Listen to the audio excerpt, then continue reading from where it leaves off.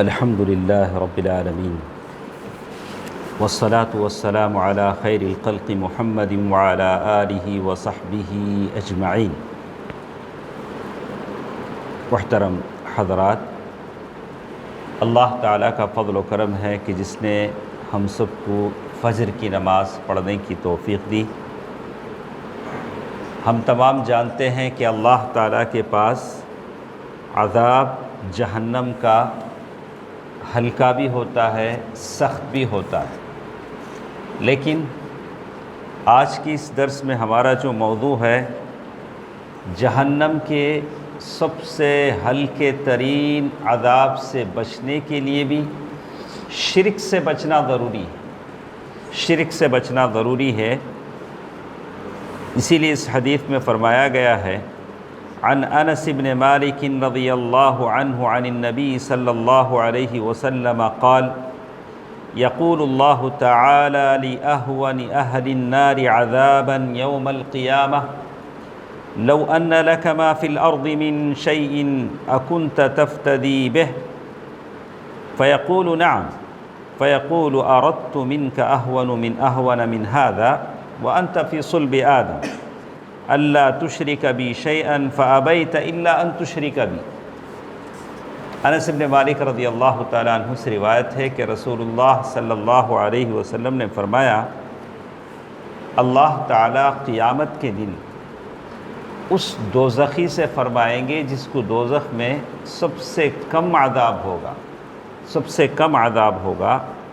فرمایا اللہ تعالیٰ اس سے فرمائیں گے، اگر دنیا کی ساری چیزیں تیرے پاس ہوں تو کیا عذاب سے بچنے کے لیے وہ ساری چیزیں تم دے دو گے کہ عذاب سے بچ جاؤ؟ فدیے کے طور پر، کمپنسیشن کے طور پر دنیا کی ساری چیزیں دے کر اس عذاب سے بچ جاؤ جو ہلکا سا عذاب۔ تو وہ بندہ کہے گا، ہاں اللہ، اگر آج ساری دنیا کی چیزیں بھی میرے پاس ہوتی تو یہ ہلکے سے چھوٹے سے عذاب سے بچنے کے لیے میں آپ کو فدیے میں دے دیتا، بدلے میں دے دیتا۔ تو اللہ سبحانہ و تعالیٰ فرمائیں گے، جب تم آدم علیہ السلام کی پیٹھ میں تھے، پشت آدم، اللہ تعالیٰ نے آدم علیہ السلام کی پیٹھ سے سارے لوگوں کو پیدا کیا۔ اللہ تعالیٰ فرمائیں گے کہ میں نے ساری دنیا کی چیز نہیں مانگی تھی، تم سے سب سے کم تر چیز مانگی تھی، وہ یہ کہ تم میرے ساتھ کسی کو شریک نہ کرو، بس اتنی بات تھی۔ اللہ تعالیٰ فرمائیں گے، وہ یہ تھا کہ تو میرے ساتھ کسی چیز کو شریک نہ ٹھہرانا مگر تو نے شرک کو اختیار کیا۔ اسی لیے یہ حدیث جو صحیح بخاری کی ہے، باب صفت الجنت والنار، اور اسی طرح صحیح مسلم میں بھی ہے صفات المنافقین۔ ہم ہمیشہ کہتے ہیں کہ توحید بہت بڑی چیز ہے، اس کو لوگوں میں پھیلانا چاہیے۔ ہمیشہ توحید پر بات کی جاتی ہے، شرک سے بچے رہنے کی بات کی جاتی ہے۔